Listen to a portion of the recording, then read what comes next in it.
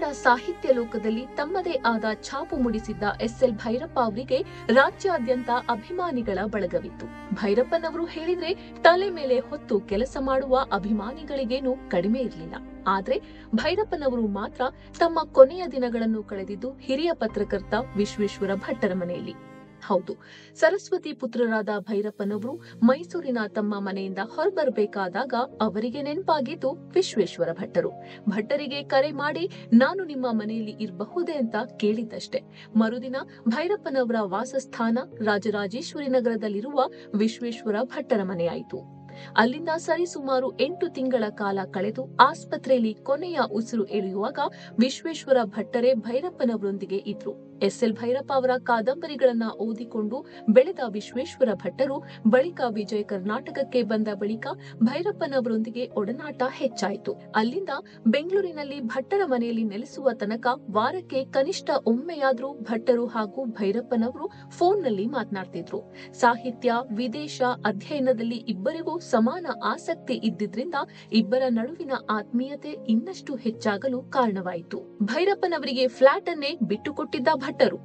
ಮೈಸೂರಿನಿಂದ ಬೆಂಗಳೂರಿಗೆ ಆಗಮಿಸಿದ ಭೈರಪ್ಪನವರು ಕೆಲ ದಿನಗಳ ಕಾಲ ಭಟ್ಟರ ನಿವಾಸದಲ್ಲೇ ತಂಗಿದ್ರು. ಬಳಿಕ ಭೈರಪ್ಪನವರ ಖಾಸಗಿತನಕ್ಕೆ ಧಕ್ಕೆ ಆಗಬಾರದು ಎನ್ನುವ ಕಾರಣಕ್ಕೆ ವಿಶ್ವೇಶ್ವರ ಭಟ್ಟರು ತಮ್ಮ ಫ್ಲಾಟ್ ಒಂದನ್ನ ಭೈರಪ್ಪನವರಿಗೆ ಬಿಟ್ಟುಕೊಟ್ರು.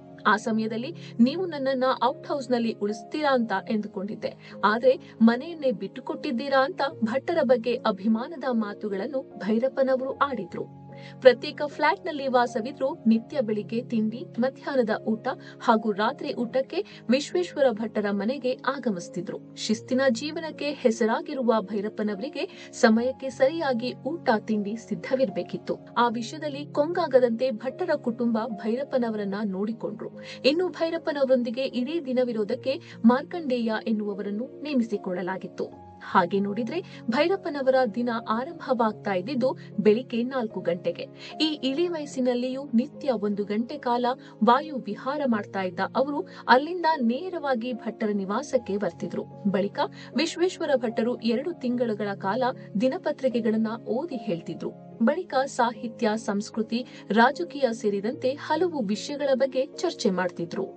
ಆಸ್ಪತ್ರೆಯಲ್ಲಿ ಭೈರಪ್ಪ ಜೊತೆಗಿದ್ದ ಭಟ್ಟರು ಇಂಟ್ರೆಸ್ಟಿಂಗ್ ಮತ್ತು ಇನ್ಫಾರ್ಮೇಟಿವ್ ವಿಡಿಯೋಗಳನ್ನ ಮಿಸ್ ಮಾಡ್ಕೋಬೇಡಿ. ಈಗಲೇ ಸಬ್ಸ್ಕ್ರೈಬ್ ಮಾಡಿ.